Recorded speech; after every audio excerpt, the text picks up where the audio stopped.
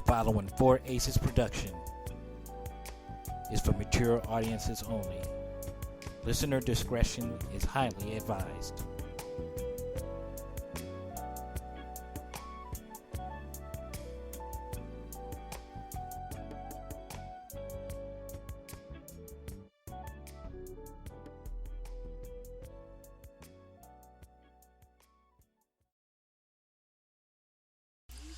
Nah. Nah. No mute. Um, Welcome back, y'all. It's the Cheap Pop Podcast. Now, it's been a couple of weeks since the last time we did an episode because, unfortunately, my normal co-host, uh, Alpha, is having some technical issues that he's attempting to fix. Once he gets those fixed, we'll be back on our regular weekly schedule.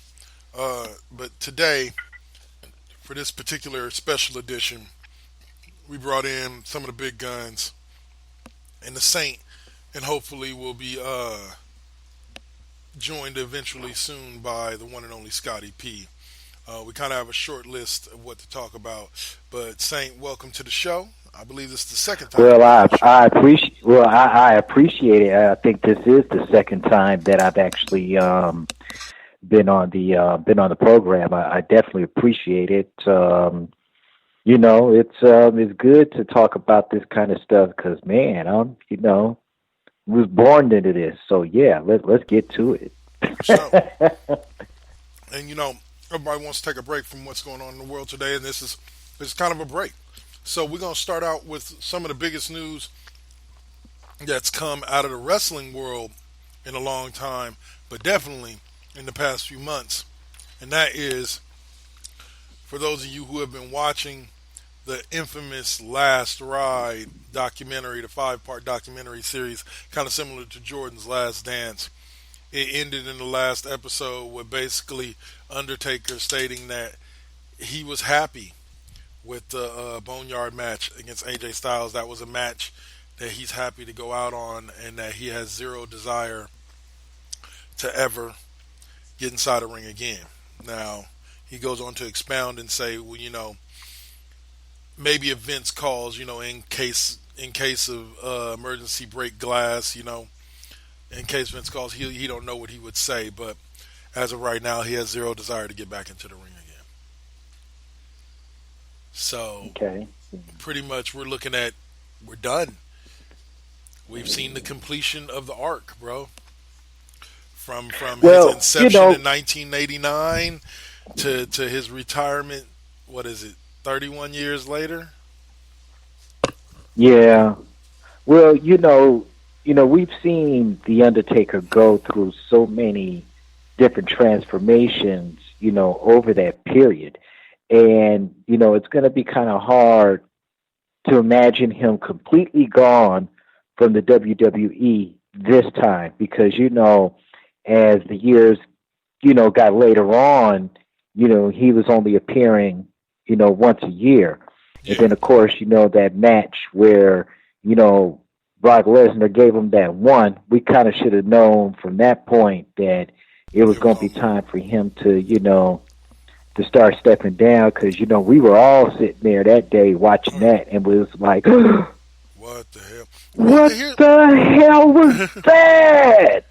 And here's the thing about it, is that I tell people, I actually genuinely thought that was going to be his last match. Because remember, at that point, for about the past 5 years anyway, The Undertaker had been only coming back once a year for WrestleMania, maybe come back for a Survivor Series or a SummerSlam every now and then, but he really wasn't a weekly part of WWE, even at the point in which he lost.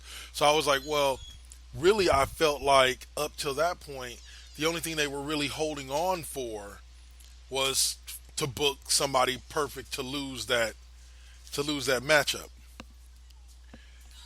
You see what I'm saying? And yeah. So I was like, okay, so they've decided Lesnar's going to be the one that's tapped to put the one in 21-1 or 20-1. So when he took it, I was like, okay, this has got to be it. Like, next thing we're going to hear is that Taker's retiring, and that's going to be it for him. But I guess I was wrong, because that was almost, 5 WrestleManias ago now? Since he lost that one, he's Man, faced Bray Wyatt, to me Roman that Reigns. seems like yeah. To me that seems like eons ago, but nevertheless, not even 5 or 6 years. Jeez, man. It was at WrestleMania 30 in New Orleans. Yeah, You know.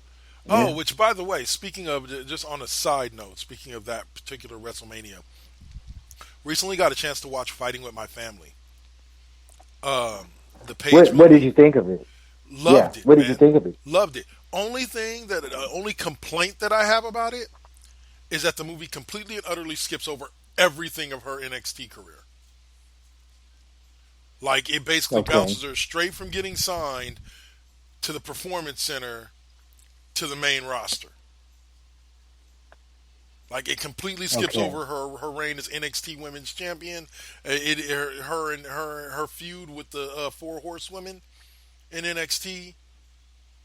Like it completely skips over all of that and jumps you Well, I directly mean, from what's up. there may have been, there. I mean, they may have done that, considering, it might have been edited for time Yeah, or, to yeah. that degree. But I mean, I do agree because NXT, she She was played a part of what very, made NXT huge. historical part of it. Yeah. Uh, And, you know, that made it,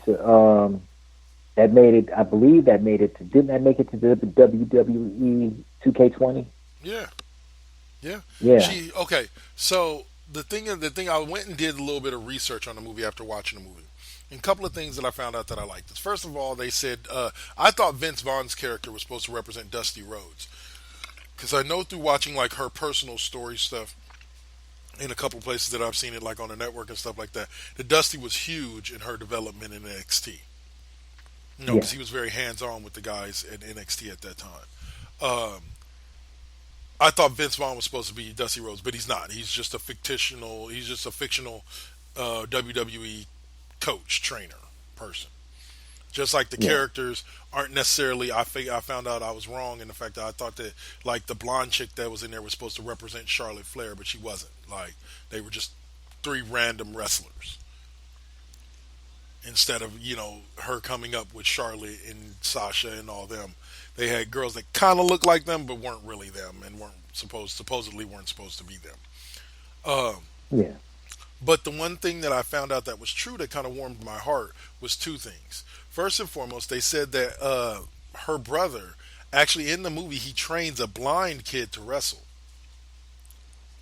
And according to the behind the scenes facts, supposedly he actually did, or that her actual brother in real life actually taught an actual blind kid how to wrestle, and he went on to be a professional wrestler, Wow. like in the UK. So like that really impressed me. Like, and then the second one was that there's a whole scene, and I'm pretty sure you've seen it like in outtakes and stuff like that, of the scene when The Rock at WrestleMania 30 pulls her up to a suite to tell her while her dad's on the phone that like she's going to be debuting the next night on Raw, Yeah. right? On the main roster. Well, evidently that actually happened. Like like according to what they were saying, like The Rock tells the story that like yeah he because he was the one that kind of discovered her. There's a documentary called Fighting with My Family that's about Paige's Yeah. family over in Europe. Like people, you got to understand, like Paige's family is basically the equivalent to like the Von Erichs, except everybody didn't die. Like they are a wrestling family, like every generation. And so yeah, what I'll say. So yeah, so The Rock saw a documentary on her when he was wrestling in Europe, or he was shooting Fast and Furious in Europe. I think it was five that they were shooting. Right. Yeah. He caught her on the late night back at his hotel room. He caught the documentary on her and her family. Kind of called the talent dude, was like, "Hey, you need to check this chick out."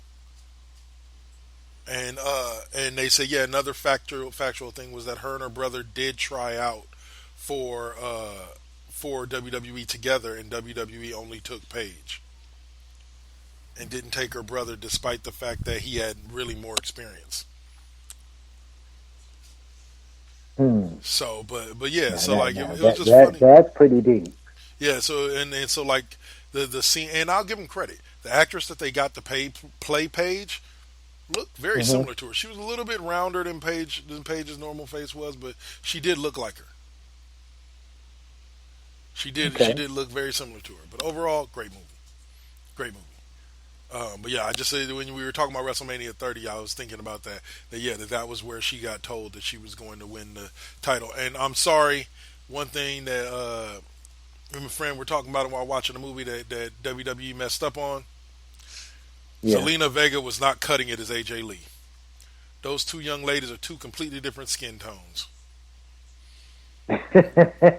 I'm sorry, Zelina Vega is like a nice tan brown. AJ Lee ain't been nothing but pale white damn near her entire life.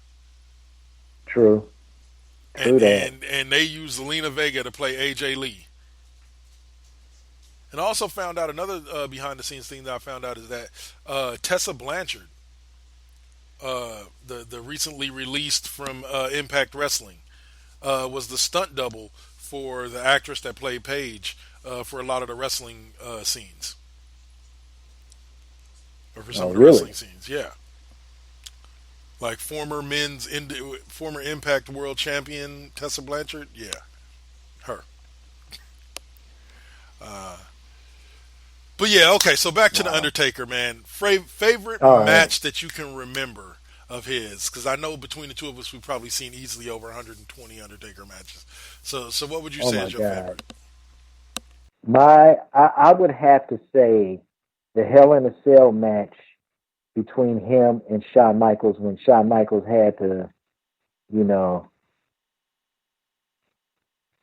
I know what you're talking do about. his thing, and somebody was supposed to retire, and I think that was Shawn Michaels that lost. Streak I versus think career. Yep. that was the one where he lost. Hello, can you hear WrestleMania me? 20. Yeah. WrestleMania 25. It was Streak versus career. Yeah, and I was like, man, that was a very emotional match to say the least. Yeah, Because I you would seen agree. him say, "I'm sorry, man," and it was like, Are you talking about? dude, Are you talking about Rick? Oh no. You're right. You're right. Wait, the couple of times when he thought he put him away before Taker yeah, came back and ran. Well, see, if I had to block off an entire set of Undertaker matches, I would say because he fought Shawn Michaels and Triple H back to back. So 4 consecutive years, he did two straight matches against Shawn Michaels and then two straight matches against Triple H. I would say those four okay. matches were probably the best of his entire stretch. Like as far as You quality of think so? match, yeah, I would have to say those four matches were some of the best that we've ever seen him do. But if I had to take a single match, I would actually have to take uh, the Lesnar Undertaker match at SummerSlam. Because Okay. that match has my moment, my favorite Undertaker moment, where Lesnar's sitting there laughing at him because Taker's laying there. All of a sudden, sits up and looks at him with that Joker-esque face and just smiles. It's like, ha ha ha! And I was just like, oh my god, Undertaker then lost his mind. He done. He don't need to wrestle no more. That's it. Taker done. Uh, but he will always have an everlasting. Big Juicy said, "What's up, Saint?" Oh, hey, hey, hey, hey, hey, hey, hey, hey. Uh, I see you. so I need yeah, to get into the chat. You know what? I am not in the chat room, and I really should be there. you got people here for you, brother. People here for you, Okay, no doubt, no doubt. Welcome to the Cheap Pop Podcast. for sure. Miss Juicy, she is a DJ. She did her second broadcast last night, so Nice. she's Well, been welcome. following us over here at Four Aces Presents. So we definitely appreciate it as Definitely. always. All right, So so continue, please, okay. sir. So yeah. So like but Undertaker's always had some moments that left me like speechless. Like I'll be honest with you, the whole corporate ministry left me speechless, mainly because of how long that whole thing took to draw out. And you took literally people from various different factions. They plucked JBL from his tag team. They plucked Farouk from the Nation of Domination. They plucked Big Daddy V. You know what I'm saying? They picked Yeah. up all these random ass people, and then you throw at the head of it all Vince McMahon, and then you give us an See, anti-hero in Stone Cold Steve Austin. It was just the perfect see, storyline. you look. I'm going to tell you, man. I have never really been a big fan of Vince McMahon, even in terms of business. You know what I mean? And I mean, Yeah, I can I understand that. still think about the Montreal screw job, and I still think that it's crazy. It's crazy. Well, let's put it like this: um, the Montreal Screwjob was something that happened because two kings of petty, um, you know what I'm saying? The two kings of petty came together and yeah, and just clashed. Because basically it was Bret Hart being super petty. Bret Hart could have ended all of that just by re-signing a contract, sticking around, but Vince wasn't treating him right. And Vince is the king of petty. So Vince said, "All right, you gonna leave my company? I'm gonna embarrass you on the way out." So you had one. Uh, I'm Double K Double. I normally host this show with Alpha. Uh, Unfortunately, he's not with us here tonight, so Saint's sitting in for him. But yeah, I'm K Double K. I do this show, and then KD5P and Double K's Classroom. Just got done doing West Coast Bias. So uh, Yeah, we do a whole bunch of shows over here, Juicy. One of mine's just one of several, yeah, and this is one of the other shows that's connected to the network. But yeah, let me elaborate on that, man. I just saw an article as early as last week about Bret Hart saying that he wished things had been different. With in terms of the Montreal screw job, and I guess it was some kind of a big apology or whatever, man. And I'm like, it's whatever, dude. It's over. Nobody cares about the controversy anymore. exactly. And and then this thing with Owen Hart's wife not wanting to let Owen into the WWE Hall of Fame. She Yep. pretty much told Vince, "Kiss my ass. It's not Yeah. happening, son. It's not happening." All right. No, no, not So WK, Double K. yeah, Double. Well, that's what's up. But yeah, But yeah, that was a to me that was a big. I don't know. I guess that's just the way. What does Triple A say? It's what's good for business.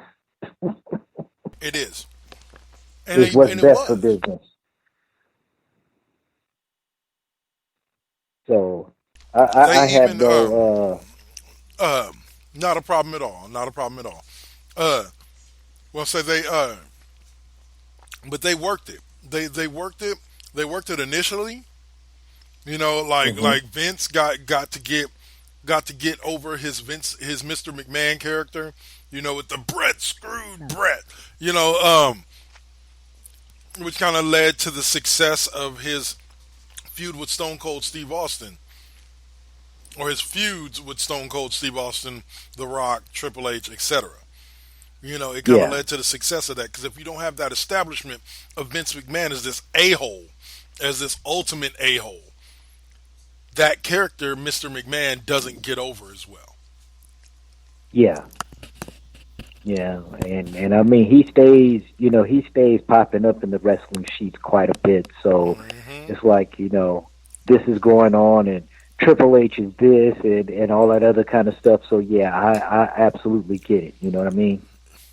And people don't, So and people have to understand that. Like you look at a character like the Undertaker.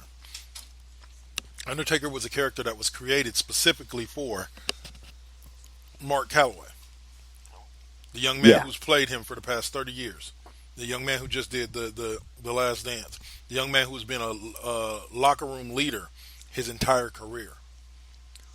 Vince made that character specifically for him. and he has been that character in whatever incarnation Vince needed him to be for the past 30 years, I including mean, pushing his body beyond the scope of what it really should have been doing. now now him coming back as the American Badass, I think that was a definite send off. Yeah, You know what I mean?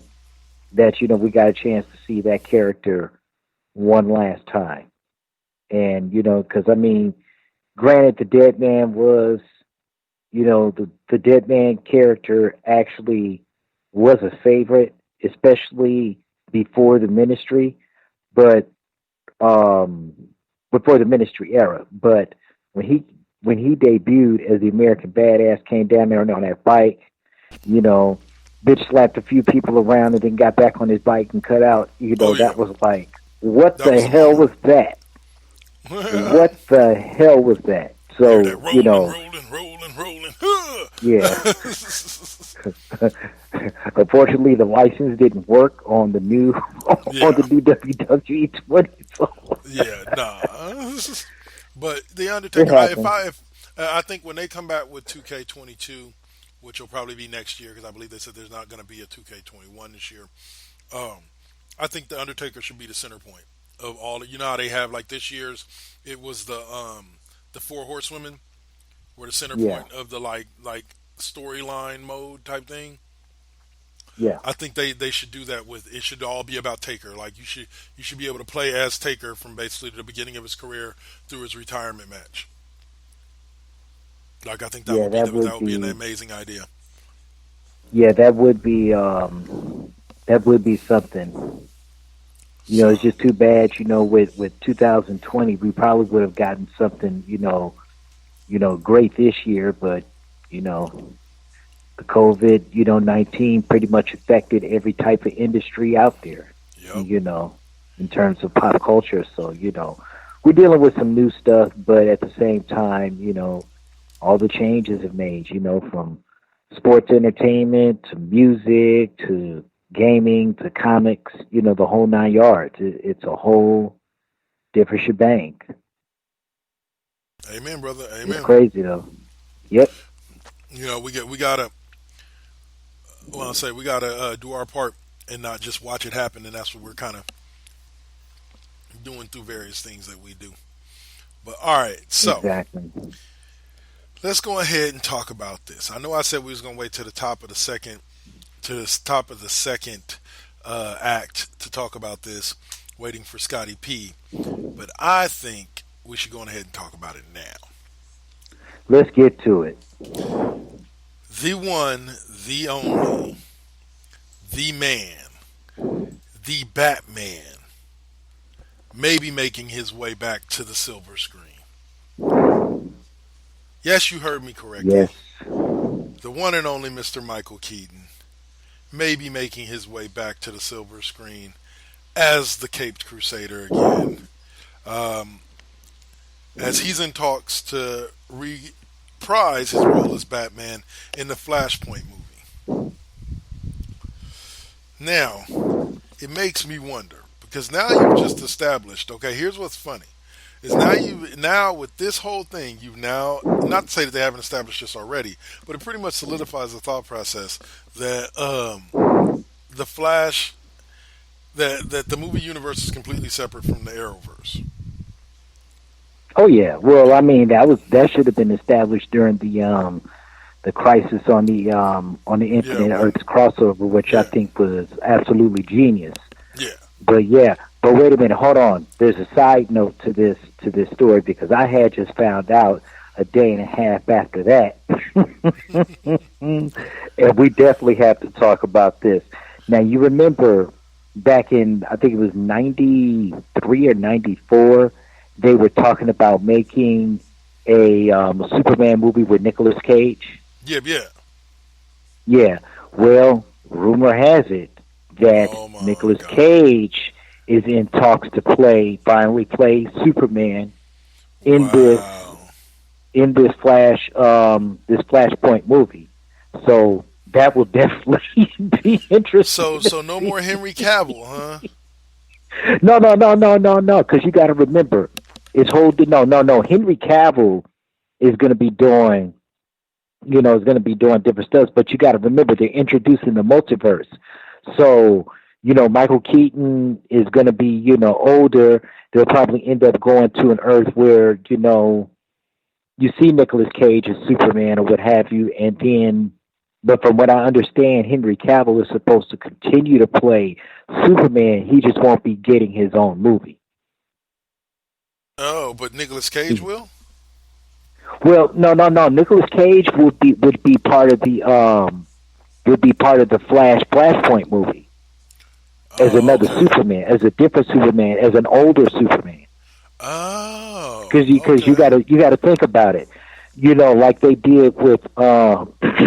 Like they did with the Crisis on the Infinite Earths, and you saw that Robert Wuhl, who played Alexander Knox in the 1989 version of Batman with Michael Keaton, even though they were on the same, like I guess same wavelength or whatever, they decided to incorporate that. Kind of like the same thing they did when they showed Earth 66, and you seen Dick Grayson walking down the street with his Puppy, yeah. dog. Yeah. Yeah, and Holy Crimson Skies of Death, and he was an older, he was just an older Dick Grayson, but I mean time just vibrated. So this is going to be an older Bruce Wayne. Right. And an older, Nicolas Cage. So, they may hop from universe to universe. I mean, I wouldn't be at all surprised because DC is supposed to be doing a black label, and I think that's what the Joker movie with Joaquin Phoenix was labeled as the black label, kind of like right outside of the continuity of the extended universe. Ah, man, I don't like I said. I don't know how I feel about that. I like the Joker in itself, but establishing a whole group outside of that, I don't know. Well, think about it. Think about it. Look at what just happened with Marvel Agents of Shield. Yeah, They kind of scripted off. It became like a separate entity within itself, just like they did with Runaways, just like they did with the which is a the great show, Netflix by the way. series. Yeah. Oh yeah, actually, excellent show. But they separated it, Yeah. and that embarrassment that was called the Inhumans. But I like the parts of Inhumans. that but they're doing it because of what they did with the Arrowverse. What they did when what you call it recreated the multiverse, and I think that had to do a big part of it, because even though it may be separate, it's all Connected. in one. Yeah, it's all connected, because you got to think about it. All those movies that have been put out for the last close to 50 years of DC history, including the Batman TV show, Yeah. well, all of that became canon. No, they still Christopher ain't made Reeve's Gotham version. canon. Damn it. Well, Gotham may be canon. We Yeah. don't know. But as they did those different Earths and those different universes and so forth, it made it all come together, and that's something Marvel quite didn't do. But we already knew that when they made Superman, like I said, when Brandon Routh showed up as the Superman from Superman Returns, Yeah. you already knew that it was canon. That was the same thing with the shows on the DC Universe, Yeah. on the DC Universe channel. But All that different opportunity Earths. was there, though, right? Though, because Brandon Ruth was already playing what's his name on Legend of Tomorrow, so that opportunity was there Exactly. to bring him back without necessarily needing to bring on any extra money, so to speak, as far as bringing in special actors. Exactly. That's exactly the point. But I think what's going to happen, and I think the entire thing is going to shift when they release this Snyder cut on HBO Max Yeah. next year, I guarantee you that they're going to do something completely different because I can't wait, and I mean, shout out to Mr. Hemp Hill. I know he hates the hell out of Zack Snyder, but I tell you this, I would rather see what Zack Snyder did than that piece of shit movie that Joss Whedon put together and called Justice League because that movie has so many plot holes in it. It was Yeah, but you like do it was a understand, like confusing mess. that Joss Whedon came into that movie halfway into the movie and had to kind of work with the shit show that Zack Snyder had already started with. Like I understand, like yes, Joss Whedon didn't do that good of a job, and Justice League was a shit show. You get no argument from me there, but I can't put all of that on Joss Whedon when Joss Whedon didn't come into directing that movie until halfway in between, halfway during the shooting of the movie. So and was kind of like just kind of trying to pick up whatever he could off of what Snyder had done. So as much as I feel you, like that it was a shitty movie, like I can't put it solely on the shoulders of Joss Whedon because the first half of that movie was all Zack Snyder. So he shares responsibility for why that movie was a shit show.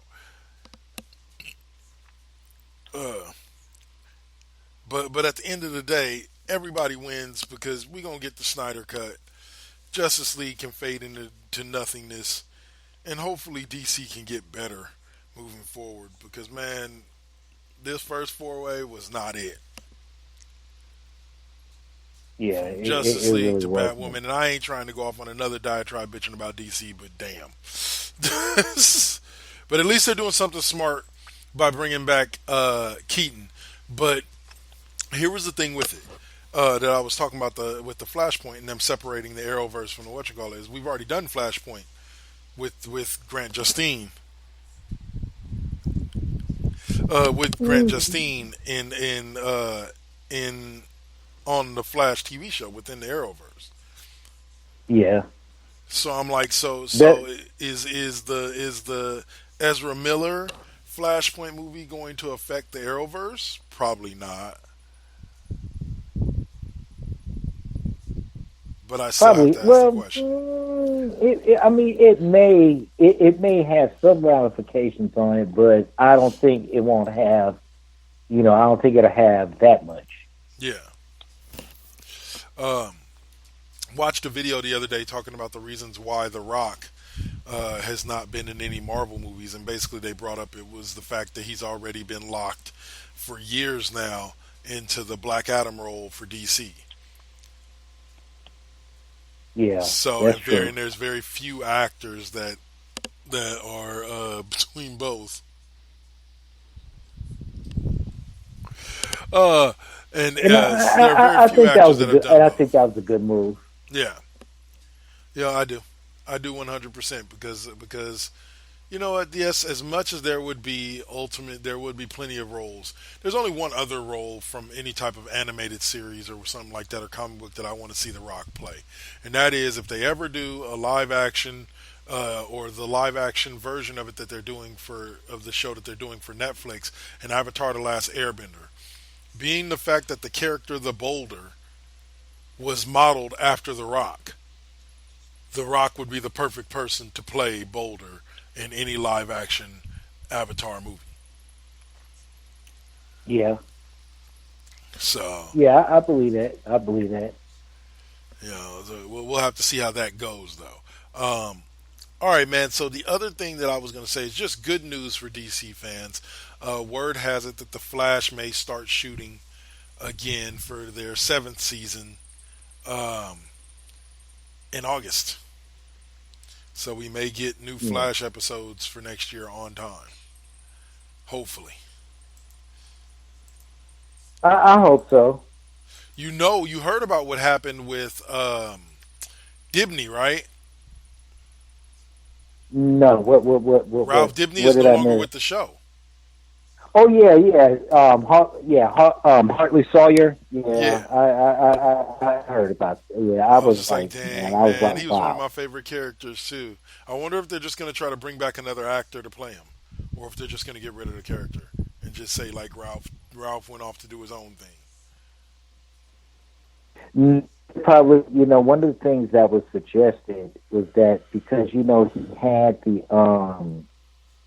ability to exchange faces and so forth, so he might could do that, Do kind and of like be what on they the did run. with kind of like what they did with Charlie on Legends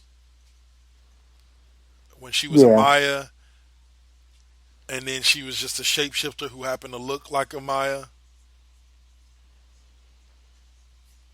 Okay. Like you didn't notice how they did that? Like it's the same actress that plays Amaya is the same actress that plays Charlie in the most recent season of Legends of Tomorrow. Yeah. Like it's the same actress. They just brought her back as two Maurice. different parts. Yeah. I think I can't remember. Is it Maurice Yeah, Sellers Richardson or something I like that? believe I Marie. believe. Yeah, and so like she's no longer with the show. Like at the end of this season, she left. Have you seen the season finale for Legends for this year? No, I have not, Oh, bro, you and gotta I check it and I out. need to. I I told need you, to because my boy Cisco makes an I've appearance been in there, and I'm not talking about Cisco from the yeah Flash. I'm talking about yeah Thong yeah. Song You were Cisco. telling me about Yeah. that. That So to me that's kind of funny. yeah, That's really comedic. yeah.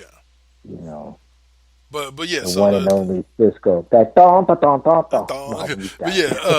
But yeah. My Miss Sellers, Richardson. She yeah. So like they did that with her. So why couldn't they do that with Haley Atwell? Bring back another character and just kind of say, oh well, Elastic Man got stuck in this new body, and just bring back somebody else as him. Yeah, I mean they could have. Yeah. They could have. All right. I So mean, fine. but it gets tricky, man, with these movies. So For sure. All right, so final subject of this kind of top of the thing here before we move on to the second half of the show here after commercial break is Adam Warlock looks to be solidified as the main villain in Guardians of the Galaxy 3. okay, first of all, that well, I'm not saying that's all kinds of wrong, but yeah, it is all kinds of wrong. Okay.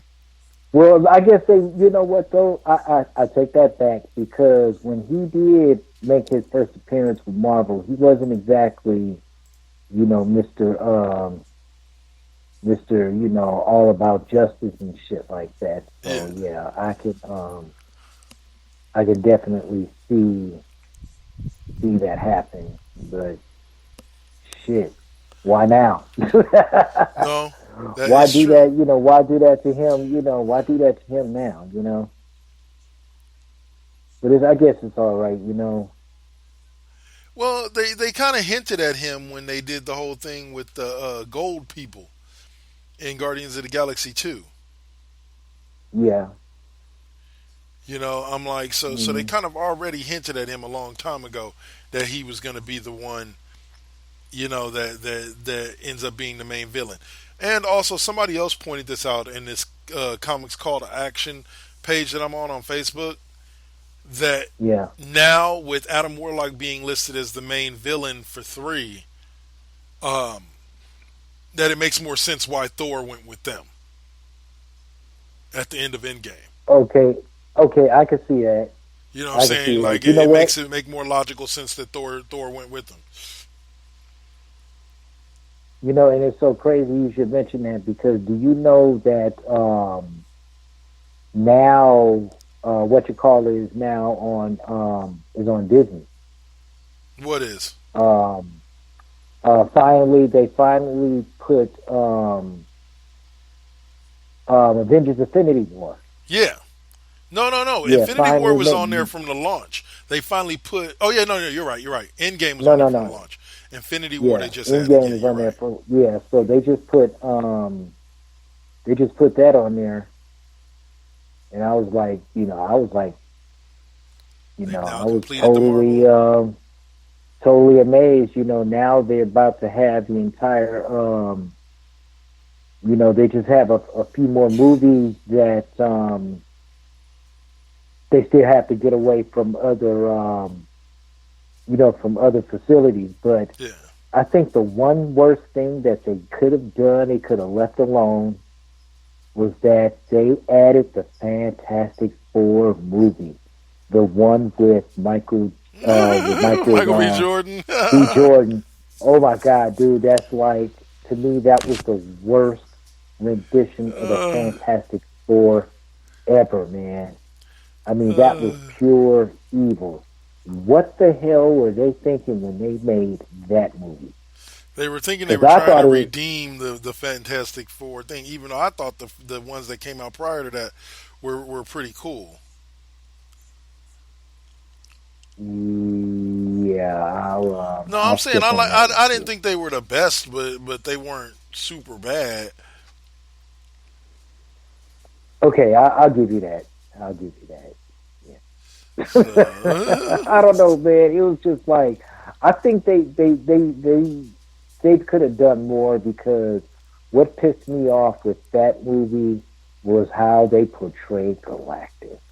Yeah. Come on, man. Really? You're going to do that? You're going to insult our intelligence and, with this movie? I mean, seriously? Comic fans like myself have waited decades for movies like that, and you just totally screwed that one off? Come on, man. Come on, man. I mean, for real though, son. It's like, that's just you just don't do that with movies like that. Oh man. But it is what it is, man. Yeah, it is. All right, man. So on that note, we'll go ahead and take our first and only commercial break, and or podcast promo break, and then we'll come back and we'll talk some more wrestling. Yes, sir. All right. You're listening to the Cheap Pop Podcast right here on the 4Aces Presents Radio Network. Spreaker.com, iHeartRadio, Spotify, Apple Podcasts, Google Podcasts, and wherever you may find your favorite podcasts. Hey listener, Dutch here from Voice from the Underground, the podcast.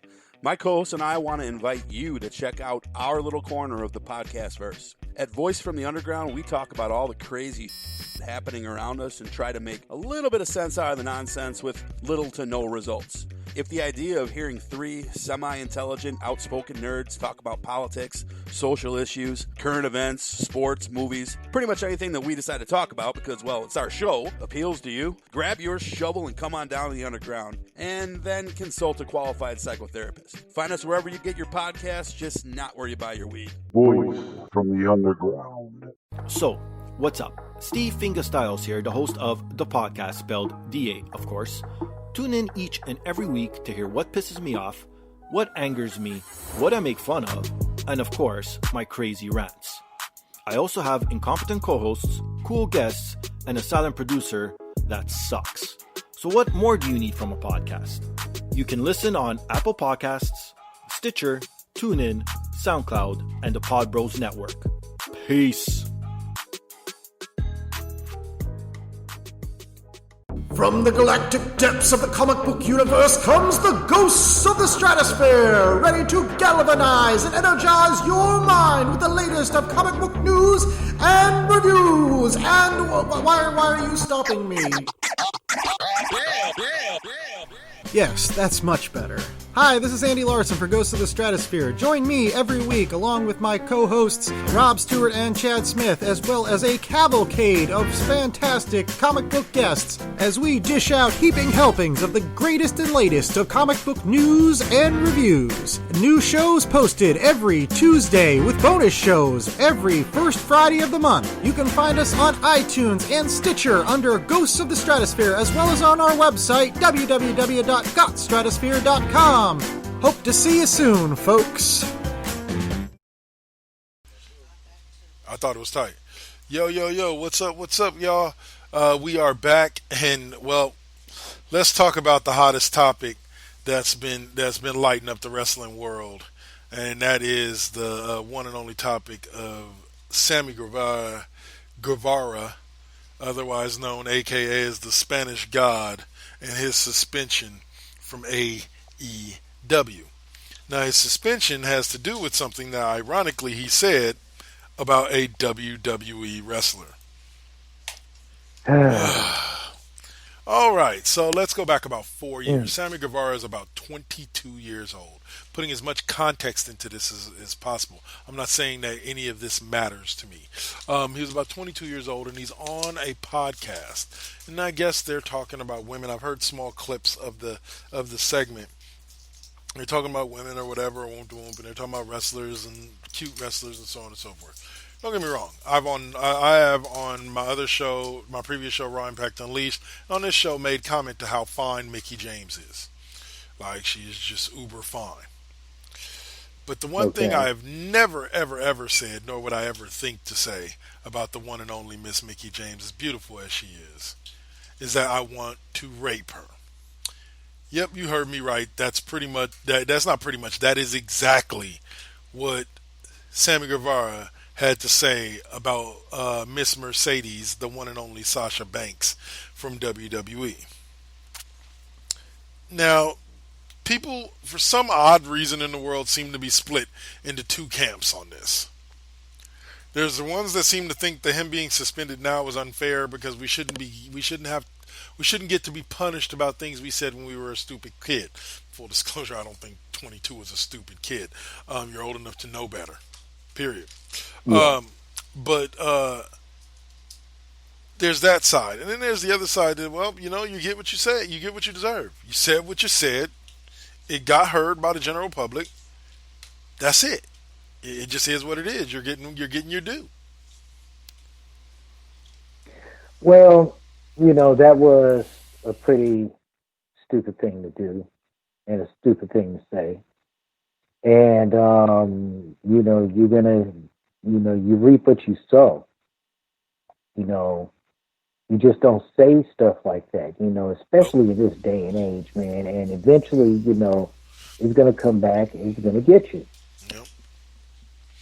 And the crowd that's truly blowing my mind are the ones that are like, if y'all go back and check out some of the stuff I said when I was a kid, when I was a young kid, y'all, I guess I should be fired from my job too. Okay, please, my friends, please enlighten me, educate me, engorge my mind with the thought, with the things that you said that were on equivalency or par with saying you wanted to rape somebody. I said a lot of stupid shit as a kid. I ain't gonna deny that. When I'm talking about when I was a kid, 14, 15, 16. Even back then, with the dumb shit that I said, I never said anything that would get me fired from a job today if it was heard. Of all the shit that I've said on this podcast, including arguments I've gotten into with these various podcasts, the literally 200-300 episodes I've done of various podcasts, none of it could ever get me fired from any job that I have today. So I don't know what these people were talking about when they were that age that could get them fired. But I'm glad I don't know people like that, because I don't think that applies to any of the people that I know. Well, I would hope not. I mean, and it just goes down to, and you got to think about it. That's still lightly fresh too. Yeah. You know what I mean? That's not exactly, because Sasha Banks she's been in the game, what now? Like, I mean, from a WWE standpoint, like maybe what now? 7 years, 6? I'd say close to 10 years if you count her NXT years and then her little bit of time on the independent circuit. I believe she was with Pro Wrestling Revolution for a little bit. Okay, I give you that. And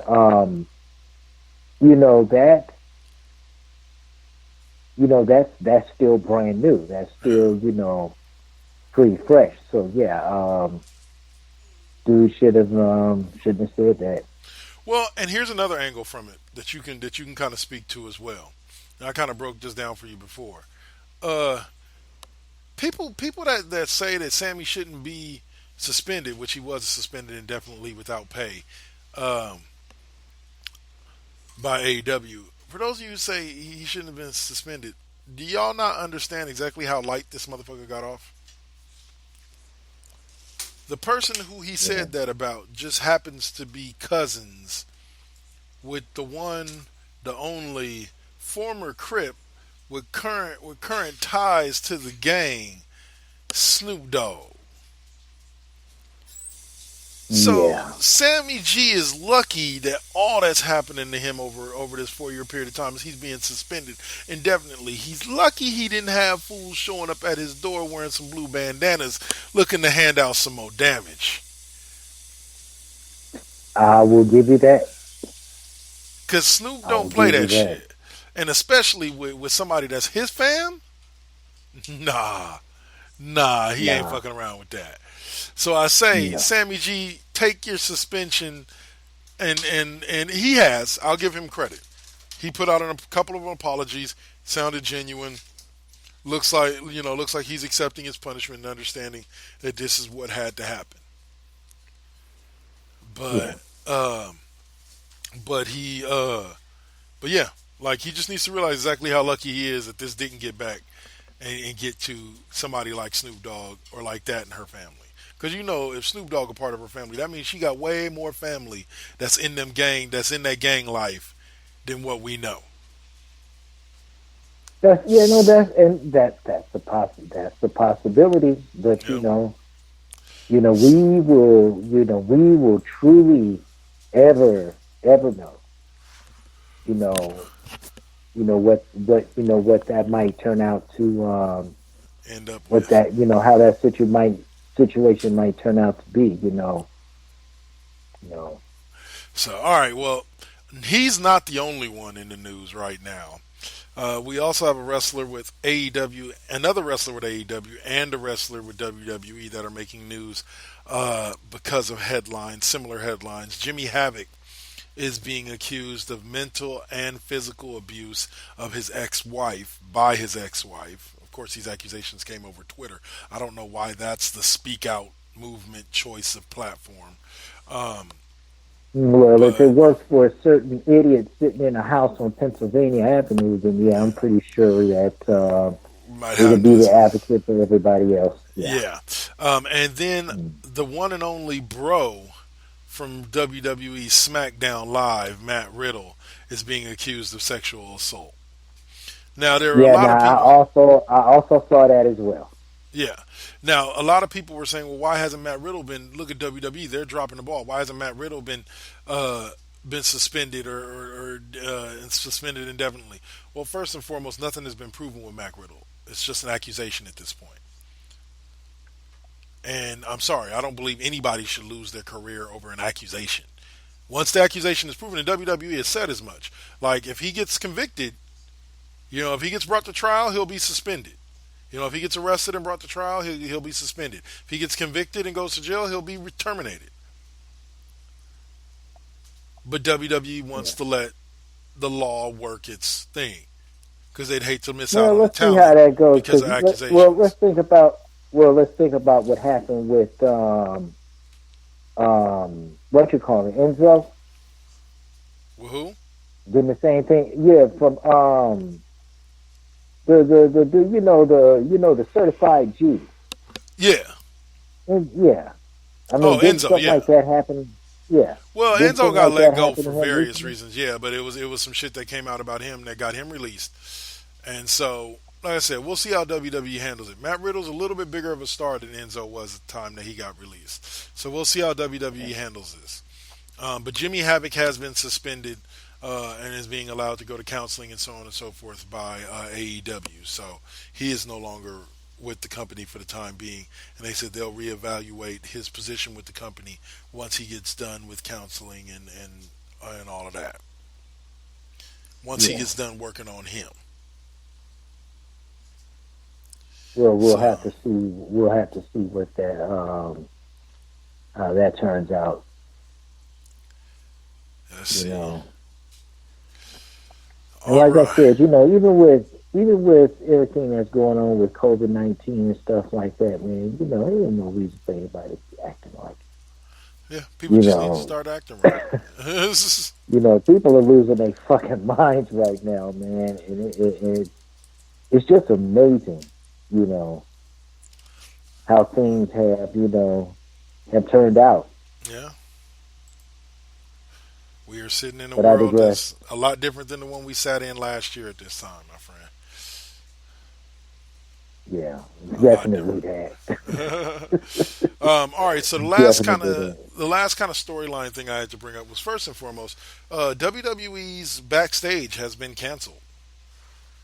They will not be coming back after the COVID thing. The ratings dropped off to, I believe, below 200,000 a week views a week, and Fox Sports decided to just cancel it I wonder why.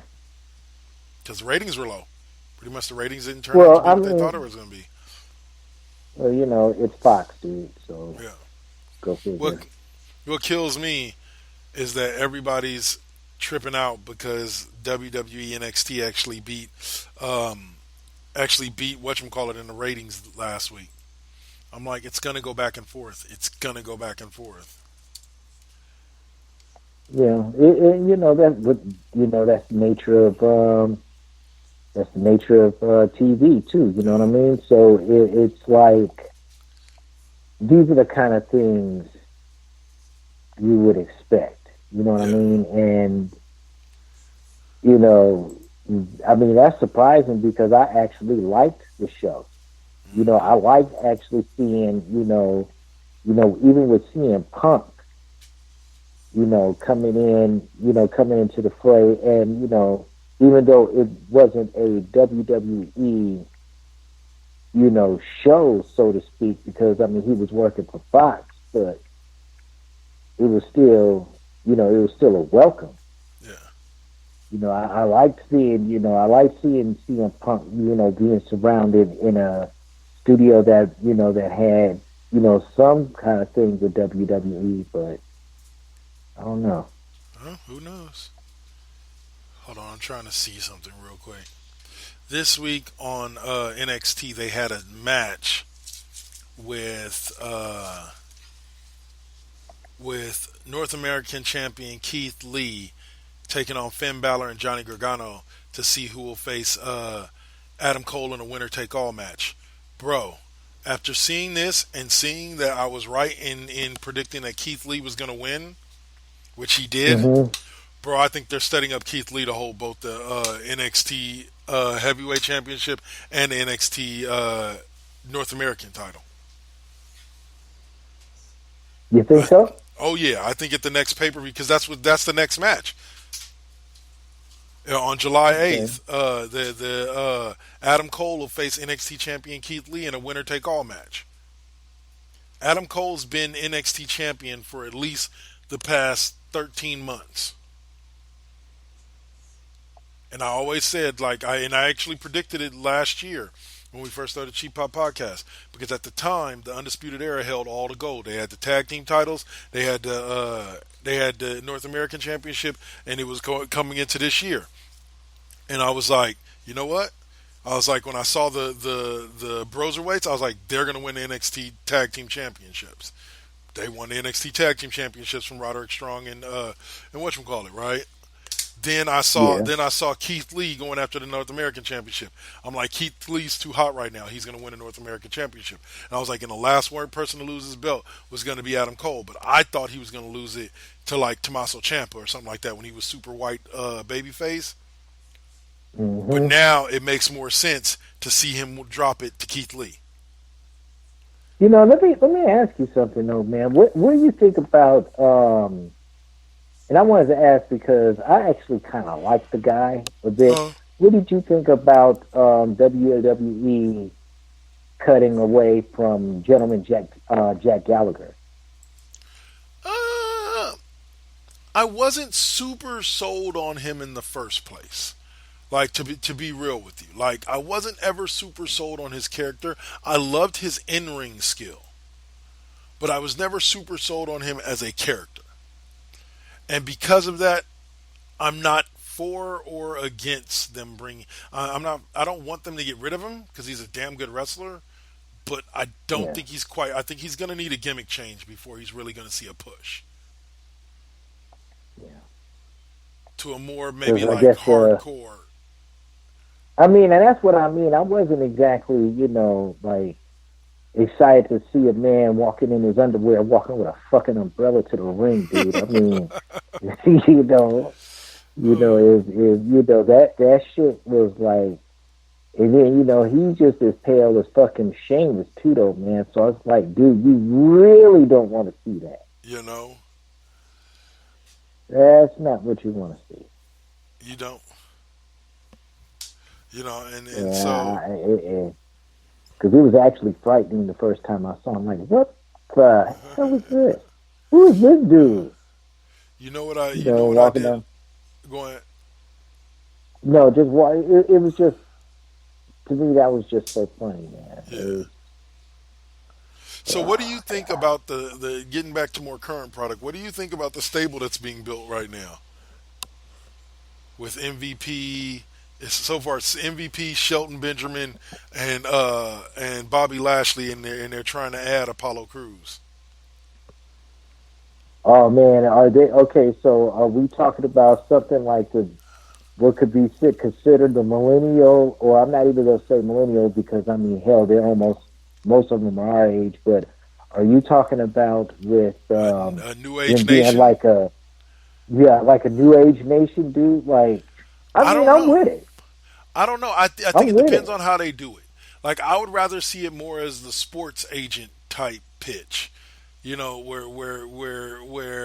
MVP is the sports agent leading a stable of athletes as opposed to the nation type aspect of it.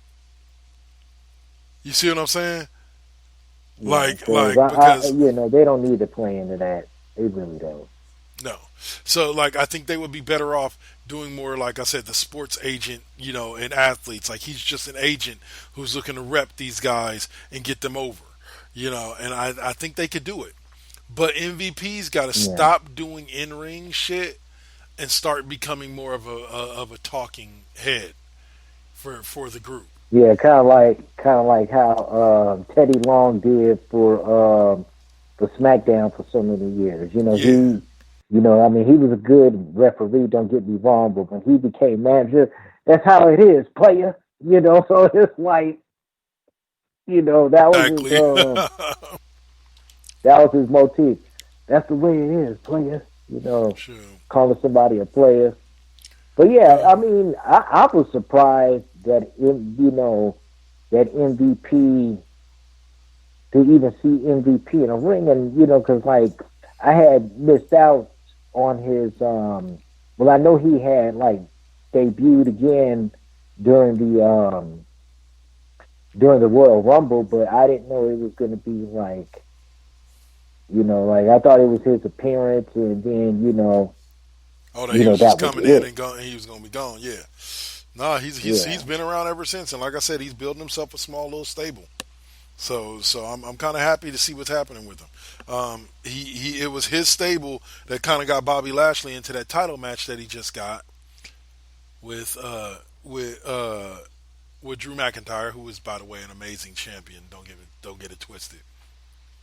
Yeah, I like seeing the Scottish psychopath as the WWE champion any day. So, well, I mean, I was with it. I was with it because shit, he should have been champion. He should have been a champion long before this, though, man. We both know that. Yeah, long before this. Even Vince. He should have been getting a push during that time when he was then 3MB. That's when he really should have been getting a push. A singles push. Yeah. But, the 3-man band. Oh gosh, that was a terrible. To me, that was a terrible, horrible fucking faction, dude. And Heath Slater's a hell of a wrestler too. But, I don't think he's with the company anymore. I don't think they ended up rehiring him. Yeah, if he had the right push, he would have been fine. Yeah. But, all right, so last topic of the day, before we call it a day, is the one, the only, Mr. John Moxley, formerly known as Yeah, really Dean known as Dean Ambrose. Ambrose. Yeah. And the reason why he's the final topic is because it has now been confirmed that he has come in contact with somebody who had COVID-19, and that person was his wife, Renee Young. Oh, wow. Yeah, who tested positive for COVID-19. Oh, wow. I didn't even know that, dude. And this is Who the coming. hell This knows is coming. Well, I kind of put two and two together because her announcement that she had it came shortly after AEW announced that he would be quarantining and be kept away from the other wrestlers at this point in time because he may have come in contact with somebody who had COVID-19. And then, like a couple of days later, Renee Young came out and said, "Yeah, I have COVID-19." And so yeah, because of that, he may not be able to make his whatchamacallit at Fighter Fest. His match And against Brian Cage. And that would suck big time for AEW, I'm sure. Like, love AEW, but that would be a hit to lose their main event. Now, don't get me wrong. AEW, of course, will still have those people that'll be like, I love AEW anyway. AEW's the best. It doesn't matter what they put on. It's better than WWE. Yeah.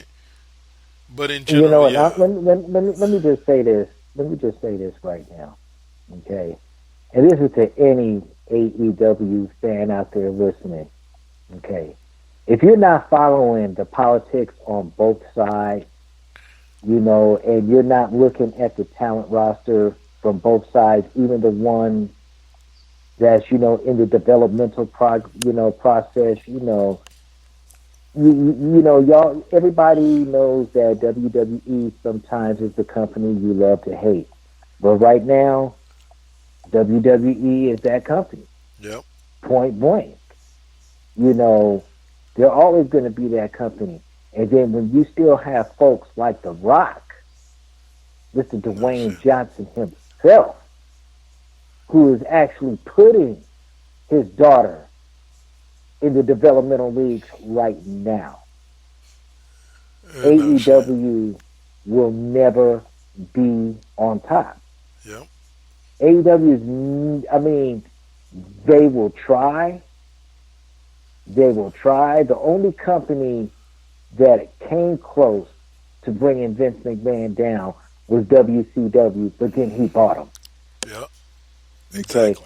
Okay? That's the closest anybody will ever come to taking down Vince McMahon, because he is a corporate raider. He is a man that does not like to lose. Yeah. You understand? And he's definitely not going to lose against Cody. Hey, come on, man. He is not about to lose to Cody Rhodes. And it's not even a matter of it's Cody. much. I genuinely think that Vince McMahon is rooting for AEW to do well. I genuinely think that man is not sitting there going, "Oh, I hope Cody fails." Like, I genuinely don't. Only because of the fact that I don't think the man truly sees AEW as a threat. I genuinely don't think he sees AEW as any type of a threat to him. So he's just like, yeah, have all the success you want. You'll never be a global icon the way we are. You never will be. It doesn't matter what you do. Well, that's kind of, I mean, to me, that's still, you know, that's still kind of putting some haterade in it, because he's telling him, you know, basically, I mean, come on, man. Look, like I said, Vince McMahon is not going to lose out in that form of fashion. Yeah. Because he came close to it with WCW. Well, let me back in tell the people. 90s. We all know about the Monday Night War. Well, let me explain to people, to our listeners, from more of a business standpoint. Okay, of this. Vince owns too much of the market share for any other company to really do a lot of damage. Vince just owns too much of the market share.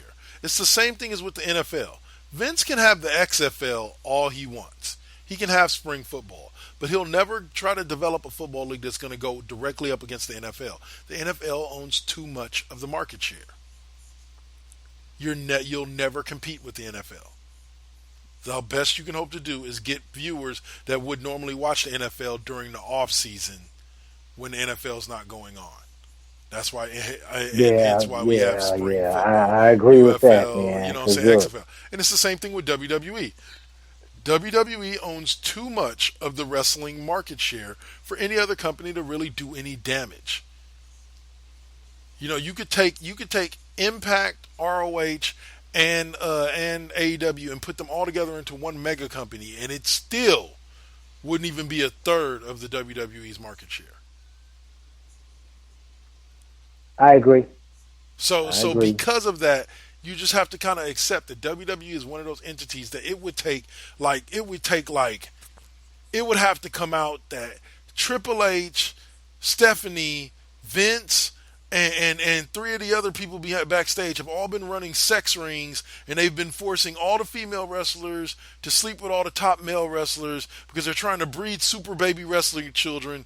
That's what it would take to bring WWE down and collapse them as a company.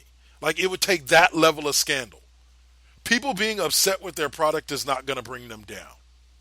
It's not. It may bring their stock prices down, but it's not going to bring them as a company down. Which, by the way, people who understand about stocks understand that stock prices are really more about projection of what the company's going to do in the near future than they are about what the company's actually doing right now. But just these are the things that I've been learning over the past couple of years. People got to understand that this is why I say WWE is inevitable. Not because I like WWE and I know people who like WWE, so they're going to be around forever. No, you look at the business model that WWE has set up, and they're inevitable. They're not going anywhere.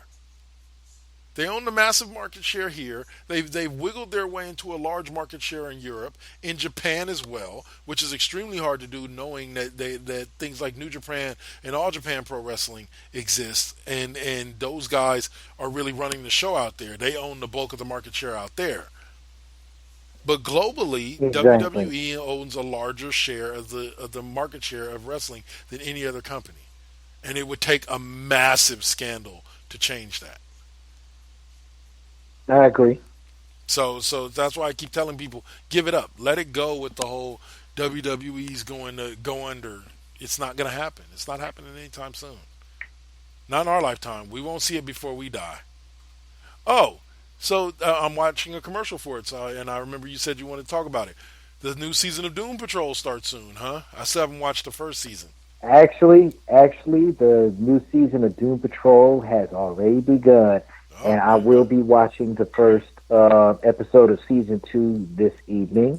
Nice. Especially since I don't have a show. Okay. And I'm definitely going to be watching because it comes on midnight. After midnight, I'm probably going to end up watching Stargirl tonight. Okay. Because that episode, and that is turning up. But yes, Doom Patrol. They are bringing one of the other characters out of the mythos. Character's name is Dorothy Spinner. Okay. And she is the child of the chief. Okay. And she has like powers of imagination. She could pretty much bring certain things to life. And yeah, she's a piece of work. So I mean, are you watching Doom Patrol? No, I have not. I have not yet watched an episode because I do not have DC Universe and I do not have HBO Max. So I have not seen any of Doom Patrol. But I once again, it's one of those things that I plan on watching soon. I don't know if it's available through Prime. I don't think it is. But I'll probably end up finding a place to watch it on the internet. I just have too many subscriptions to try to add another one or two with HBO Max or whatchamacallit.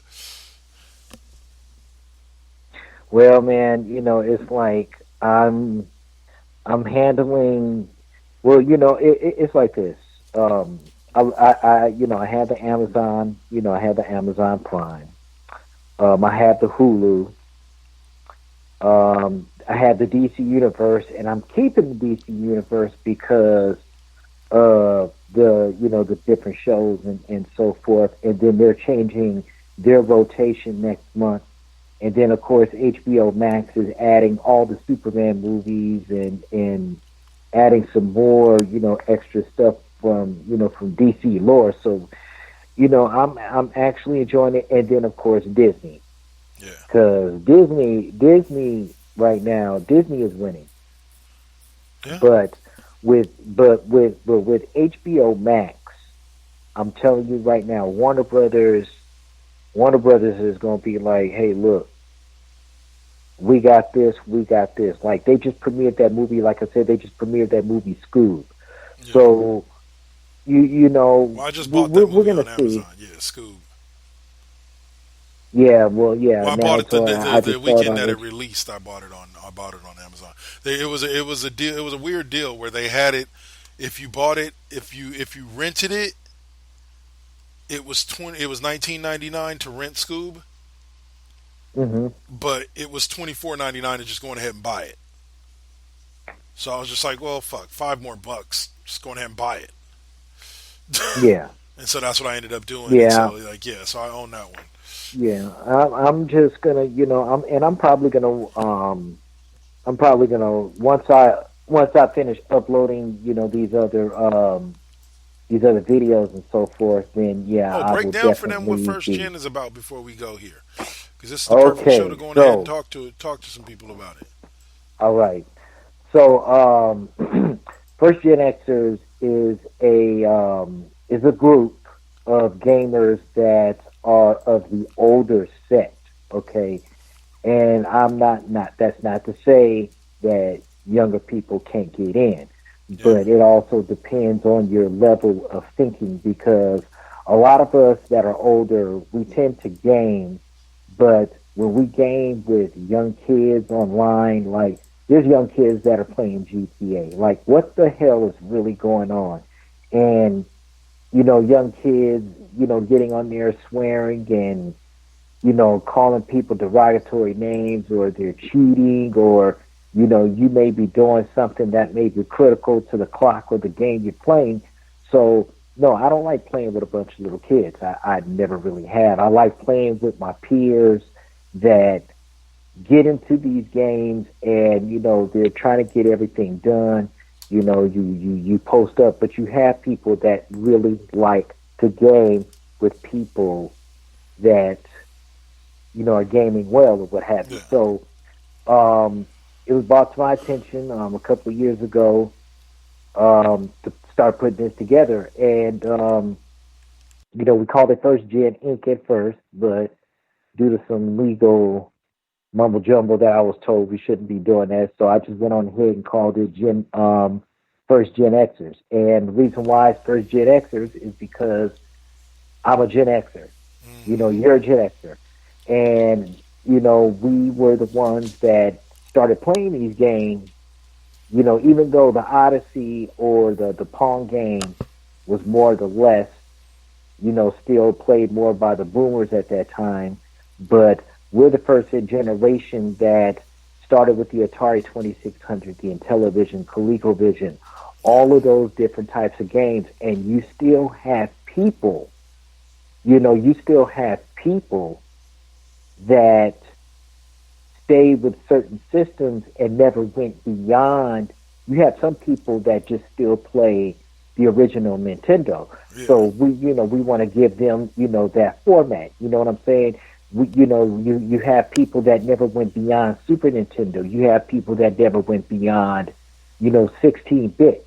There are those dedicated players. But for players like you and myself, we stayed with each generation going forward. yeah, And, these little kids that, that get on there and say, well, yeah, old man, you suck at this game. Oh, really? And then when you get on there and whoop their ass, and, they calling for their grandma, the old man beat me. Hey, you hey, get on shit, here, you talk get to running smack, your you mouth. you Yep. know you run your mouth, you're gonna get ran off. So Yeah. that's what we do. But basically, the group is designed for mature game players that that like to get down with the get down. Um, all platforms are considered, and I mean, yeah, we would even consider some on the mobile platform, because it's actually some of those mobile games, dude, that are Pretty dope. Yep. actually pretty decent. And I know quite a few that they do consider that gaming, but I mean, it's just mobile. Yeah. And I'm not saying that it's got to be 64-bit or whatever it is these days, but it definitely has its application. Yep. You have all of these puzzle games like Candy Crush or Puzzle Masters, or even that one what is it with the I forgot the name of it, but it uses like a version of Thor and Coin Master. Okay. So you have people that are hitting those types of levels on those games. So this is designed basically for them and to show their achievements, and especially at a time like this when most people are sitting at home, and if they're not streaming a TV or whatever, some of us, we get down like that right now. That's my sport. Yeah. 2K, football, the baseball, Yeah. I mean, it'll never make up Right. For the real for thing. seeing the real thing, but at least I have the enjoyment of actually being able to look at a football game and and play a football game, because I mean, we don't know when sports is coming back.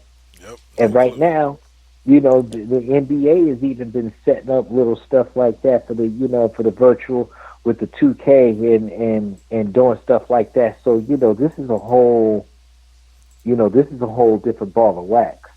Amen. So we don't know. Amen We don't to know. that. Sure. Well, But we're on Facebook.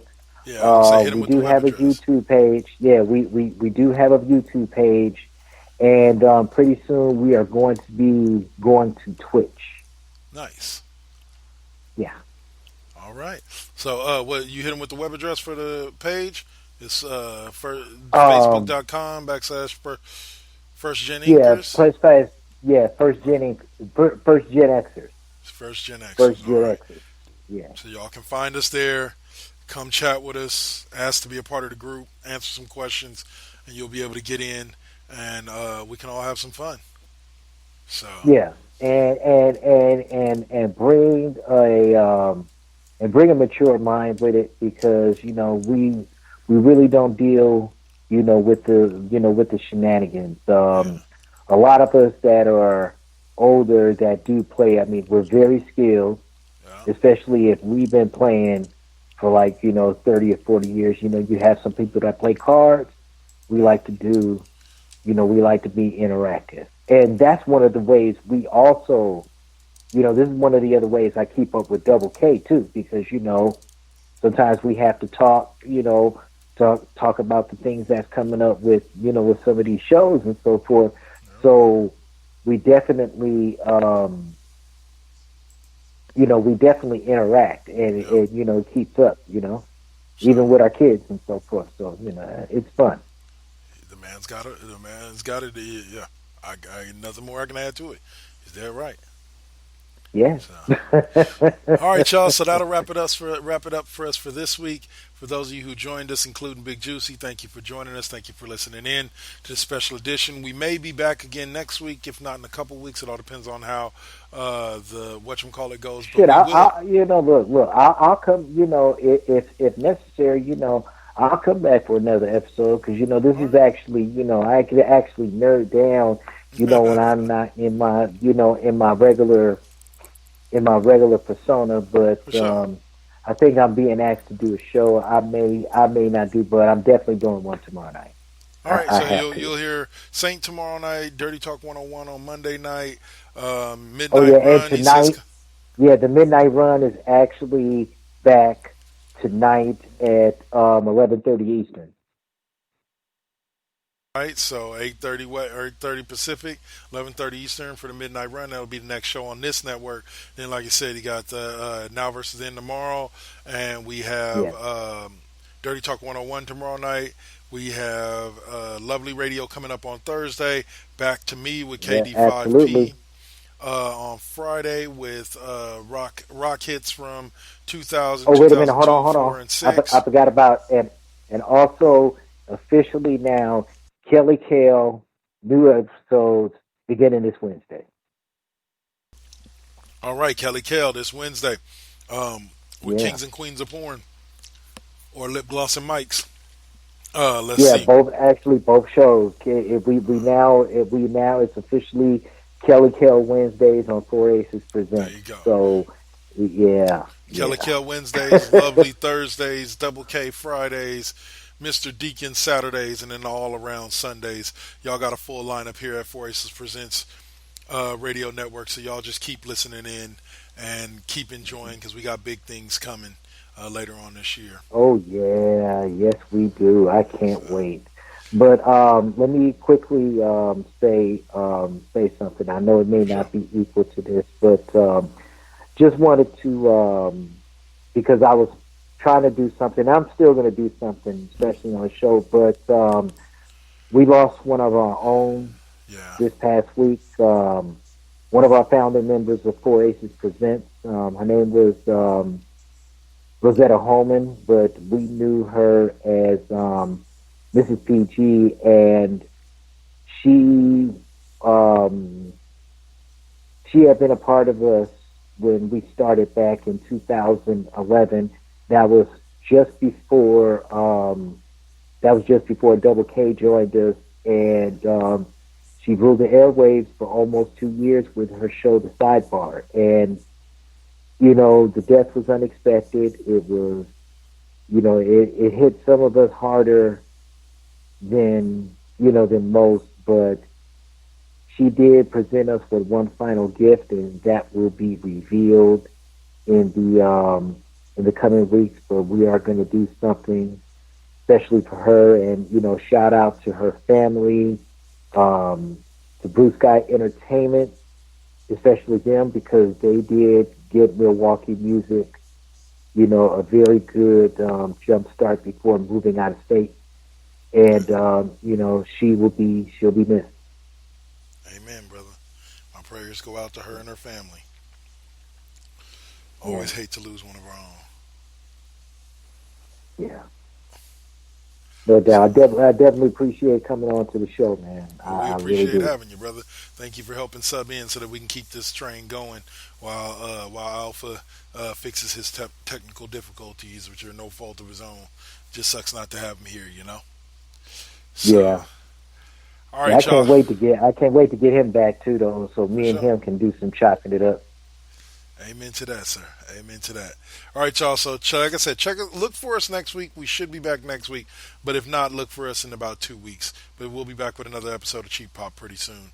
And we told you what to look out for as far as the other shows. Have a great night. Peace.